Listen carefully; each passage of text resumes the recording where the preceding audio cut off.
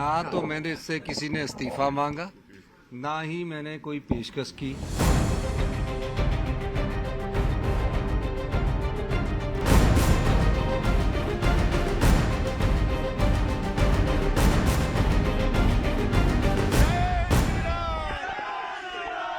It's in 24 hours that the entire Sukhu government seems to be crumbling.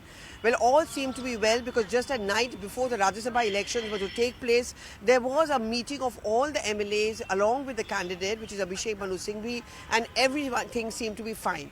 There was a dinner, they were partying and they were chatting with each other and giving confidence-building talk in which it seems to be that it would be a cakewalk with the numbers clearly stacked in favor of Abhishek Manu Singhvi. But unfortunately, everything fell apart when the tiebreaker came with that vote going to the BJP's candidate Harsh Mahajan. It was then that the top leadership realized that there was a coup and just ahead of the Lok Sabha elections. That is because 6 Congress MLAs decided to cross-vote.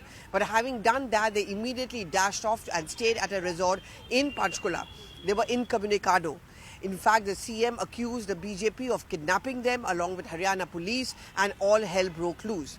But the picture got even worse because late into a night at a private hotel in Shimla, there was some thoughts being trashed out about how to save the Sukhu Sarkar. But in that kind of talk which took place free and fair, in that there were at least 20 MLAs who complained that they were having problems working along with Sukhu. Inaccessible, working by coterie, no coordination between the party and the government were some of the complaints against him.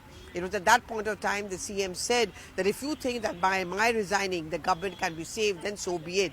Of course, no one paid any attention to that. But meanwhile, Rahul Gandhi, who was in Cambridge, had a conversation with the Congress President Mallikarjun Kharge. Priyanka Gandhi Vadra kept on supporting Sukhu, and she made it very clear that everything has to be done to save the government.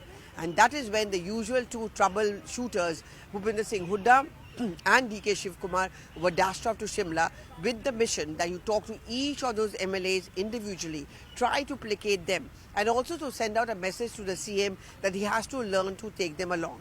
But all hell broke loose once the assembly reconvened. Early this morning, you had Jairam Thakur, who led a delegation to the governor and complained at the treatment meted out to his party MLAs. What is the strategy which is being chalked out? Well, as far as the BJP is concerned, they want a vote on the budget and thereby expose the chinks as far as the Congress is concerned. It also wants to show that this government has no moral authority to rule. In fact, if the budget is not passed because of the lack of numbers, it would be seen as a government which is deemed to have fallen. It's not that the Congress is not aware of it. So the Congress decided to suspend the BJP MLAs, but also at the same time avert any kind of the budget to be passed. But it is something which cannot be avoided for long. And then began a flurry of press conferences with the CM saying that he's not going to be resigning, not buckle under pressure, that he's going to speak to Virbhadra Singh, who also resigned. At the centre, Jairam Ramesh also held a press conference and saying that some tough calls would have to be taken. Will he or will he not?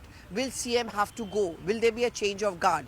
Well, the party has been deeply divided. There are many camps and all of them have been activated. The usual formula, a change of CM with 2 deputy CM, or Sukhu continues as CM with new 2 deputy CMs.